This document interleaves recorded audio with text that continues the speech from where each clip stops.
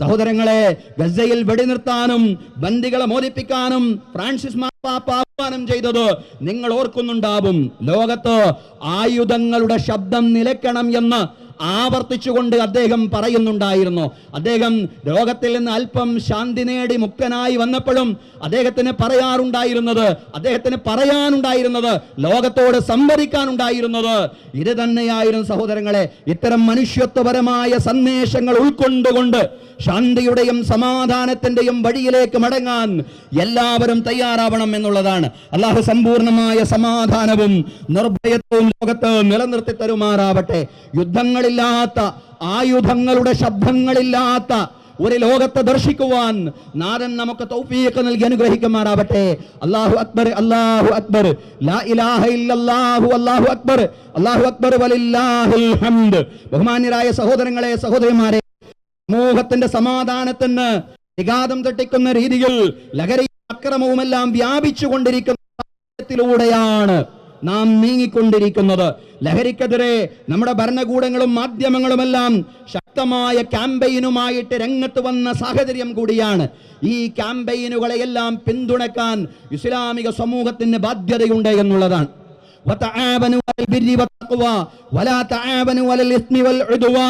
നിങ്ങൾ നന്മയുടെയും സൂക്ഷ്മതയുടെയും കാര്യത്തിൽ എല്ലാവരുമായും സഹകരിക്കണം. കുറ്റകൃത്യങ്ങളുടെ കാര്യത്തിൽ നിങ്ങൾ ആളുകളോട് സഹകരിക്കരുത്. ശത്രുതയുടെയും കുറ്റകൃത്യങ്ങളുടെയും കാര്യത്തിൽ ആരുമായും സഹകരിക്കരുത്. പക്ഷേ നന്മയുടെയും പുണ്യത്തിന്റെയും സൂക്ഷ്മതയുടെയും കാര്യത്തിൽ എല്ലാവരുമായും സഹകരിക്കണം എന്നുള്ളതാണ്. സഹോദരങ്ങളെ, ലഹരി വിരുദ്ധ പ്രചാരണങ്ങളിൽ വിശ്വാസി സമൂഹം മുൻപന്തിയിൽ തന്നെ നിൽക്കണം എന്നുള്ളതാണ്. കാരണം ലഹരിക്കെതിരെ ശക്തമായ ഭാഷയിലാണ് ഖുർആൻ സംസാരിച്ചിട്ടുള്ളത്. ഇന്നമൽ ഖംറു വൽ മൈസിറു വൽ അൻസ്വാബു വൽ അസ്ലാമു റിജ്സും മിൻ അമലി ശൈത്വാനി ഫജ്തനിബൂഹു ലഅല്ലക്കും തുഫ്ലിഹൂൻ. വിശ്വാസികളെ, ലഹരി എന്ന് ാണെന്ന് ആവർത്തിച്ചുകൊണ്ടാണ് ഖുർആൻ പറഞ്ഞിട്ടുള്ളത്. സഹോദരങ്ങളെ, സഹോദരിമാരെ, പ്രവാചകൻ സല്ലല്ലാഹു അലൈഹി വസല്ലമയും അത് തന്നെയാണ് പറഞ്ഞിട്ടുള്ളത്.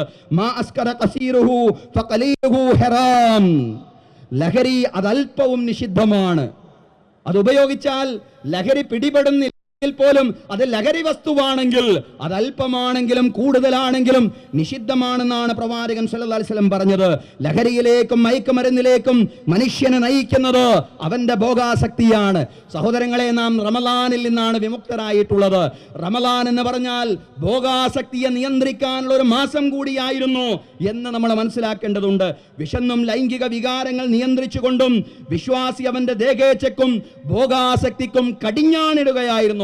സഹോദരങ്ങളെ, സഹോദരിമാരെ, ഈ റമളാന്റെ ചൈതന്യം നമ്മിൽ നിലനിൽക്കുന്നുണ്ടെങ്കിൽ ആ ചൈതന്യത്തിൽ നാം മുന്നോട്ട് പോയാൽ ലഹരി അടക്കമുള്ള ഒരു സാമൂഹിക തിന്മയിലും നമ്മൾ അകപ്പെടില്ല എന്ന് മാത്രമല്ല, റമളാനിൽ നാം ആർജിച്ചെടുത്തിട്ടുള്ള ഈ ഊർജം ഉപയോഗിച്ചുകൊണ്ട് ലഹരിക്കെതിരെയുള്ള പോരാട്ടത്തിൽ, അത്തരം സാമൂഹിക തിന്മകൾക്കെതിരെയുള്ള പോരാട്ടത്തിൽ ശക്തമായിട്ട് അണിചേരാൻ നമുക്ക് സാധിക്കും എന്നുള്ളതാണ്.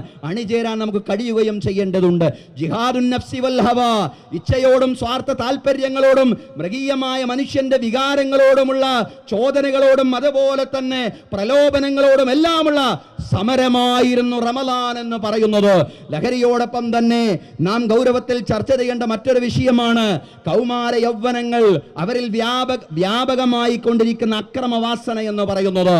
അക്രമങ്ങളും കൊലപാതകങ്ങളും നാട്ടിൽ വർദ്ധിക്കുന്നു എന്നത് സഹോദരങ്ങളെ നിങ്ങൾ പ്രത്യേകം ശ്രദ്ധിക്കുന്നുണ്ടാകുമല്ലോ.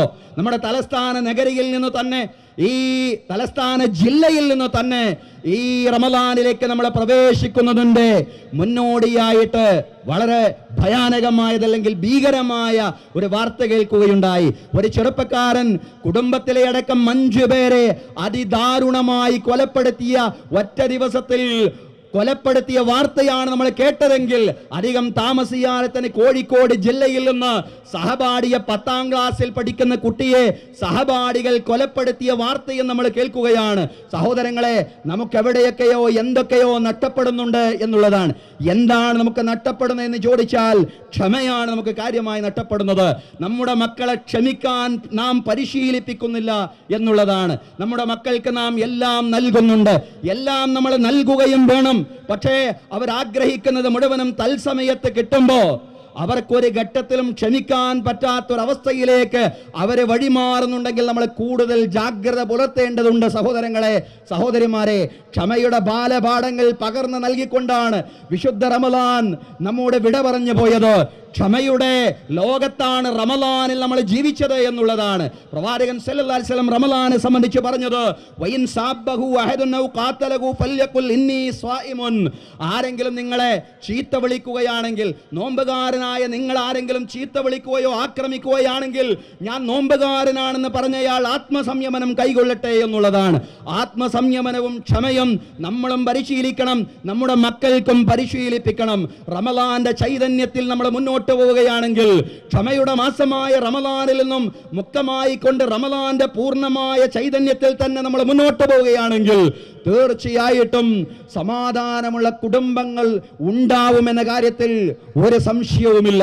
അക്രമങ്ങളില്ലാത്ത, കൊലപാതകങ്ങളില്ലാത്ത, രക്തച്ചൊരിച്ചിലുകളില്ലാത്ത ഒരു സമൂഹത്തെയാണ് നമ്മൾ മുന്നിൽ കാണുന്നത്. അതിന് സാധ്യമാവണമെങ്കിൽ ആത്മസംയമനവും ക്ഷമയുമുള്ള സമൂഹമായിട്ട് നമ്മൾ മാറണം.